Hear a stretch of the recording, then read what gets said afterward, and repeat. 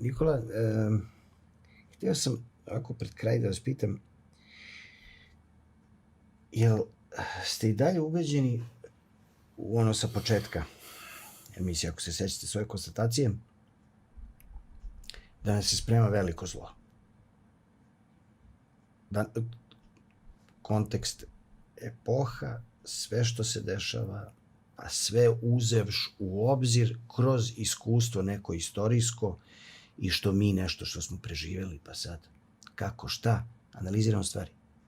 Da li stvarno mislite da ulazimo u period tog nekog velikog tsunamija zla koji stiže? Nažalost, da. Nažalost, da.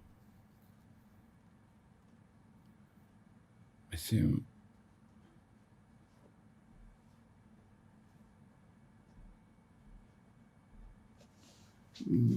bilo bi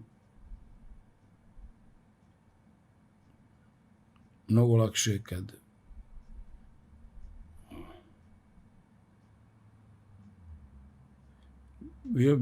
kad bi to mislio samo ja. Nego to misle mnogo mudri ljudi od mene. Tu je problem. To mene dovodi u neko stanje pripravnosti i stalno razmišljam kako da zaštitim porodicu. I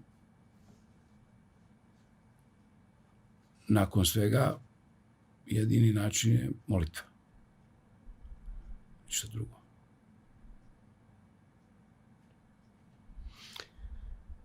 Je to negde najkonkretniji mogući savjet koji imate da date našim gledalcima? Da.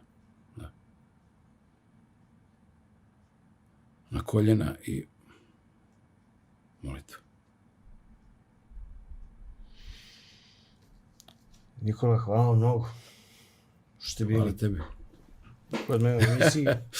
Dobro, nisam mislio da završimo ovako baš, ali hvala što si me pozvao.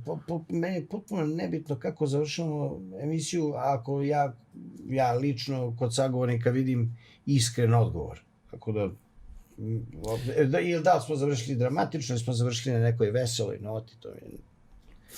Mislim da nije, bez obzira kakav bio odgovor, mislim da nije fair da završimo na ovaj način, da ne završimo optimistično, zato što u suštini, ako već pričamo o kraju, u pravoslavnom smislu kraj je uvijek radostan. I to je važno reći.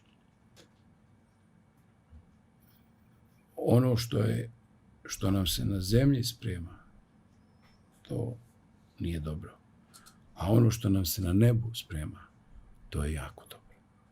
I u tom smislu nijedan razgovor, ako je razgovor